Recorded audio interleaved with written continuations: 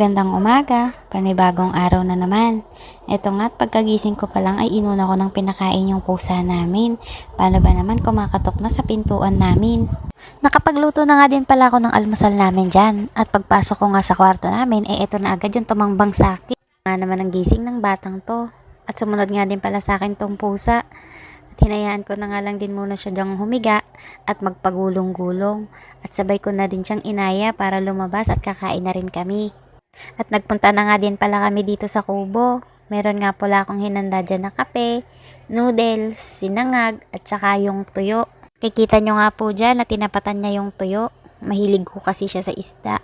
Kaya pati yung tuyo, hindi niya yan palalagpasin. Kita nyo nga at kinuha niya na yung ulo at isinubo. Kala niya siguro masarap. Pero kahit maalap, ayan, kinakain niya pa rin. Tara at kain po tayo. Pagkatapos ko nga naman pong kumain dyan ay nagwalis-walis na ako dito sa tabi ng kubo para naman mabawasan yung mga nalaglag na dahon. At tagtatagtag na nga din ako ng kinain ko. Paano ba naman naparami ako ng kain? Sino naman kasing hindi mapaparami ang kain? Pagtuyo ang ulam mo, lalo na pag paminsan-minsan lang. Tapos samahan mo pa ng ang sausawan mo ay suka na may bawang. O 'di ba? Mapaparami ka talaga ng kain.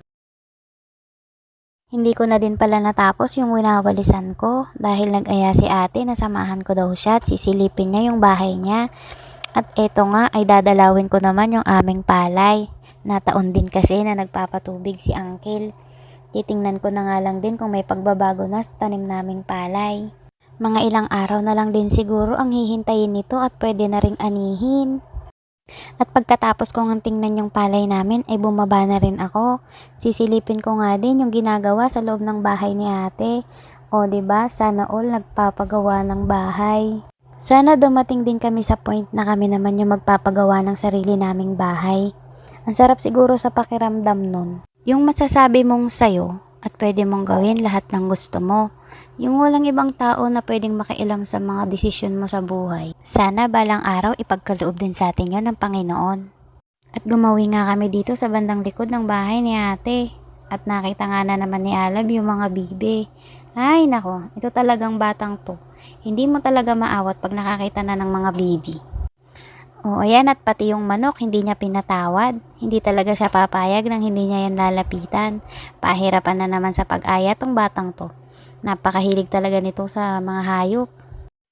At pauwi na nga rin po pala kami dyan. Kaya po iaayos ko na po yung kolong-kolong. Ako nga po pala yung magmamaneho niyan pa uwi. Wala naman po kasi ibang magdadrive. O 'di ba? Ako na talaga. At ayan nga po, hirap na hirap ako sa paghihila ng kolong-kolong at hindi na ako nakontento. Hinila ko na sa likod para lang umikot. At pagkasakay ko nga po dyan, tinatawag ko na po pala dyan si Alab. Sabi ko nga sa kanya at sumakay na at uuwi na kami. Nag-aaway pa nga po kami dyan at ayaw niyang sumakay dun sa sidecar. Ang gusto na ba naman dun sa harapan ko? Hindi naman pwede kasi malayo. Kaya pinilit ko na lang siyang isakay dun sa may sidecar.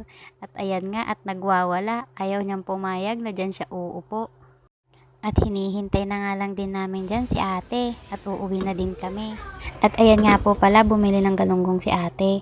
Sabi ko nga ako na lang ang magpiprito. Kaya nilinisan ko na. Tsaka nagpainit na rin ako ng kawali. Maalala ko, hindi ko pa nga pala nalalagyan ng asin at tsaka ng magic yung galunggong. Kaya ayan at inapura ko ng nilagyan kasi nasusunog na rin yung kawali ko. At minadali ko na nga lang din siyang lagyan ng asin at saka ng magic sarap. Paano ba naman kasi mainit na yung kawali, baka masunog.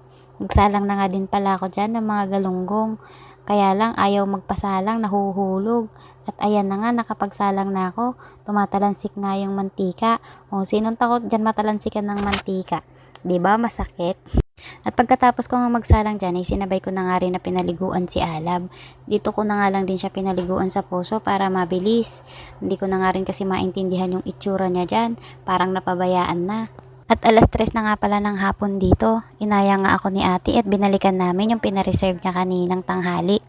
At eto nga po pala yung binalikan namin doon. Nagpa-reserve po kasi si ate doon ng halo-halo. Kasi gusto naming matry yung special halo-halo na nagte-trending ngayon. Sino naman kasing hindi gaganahan? Leche flan pa lang, panalong panalo na.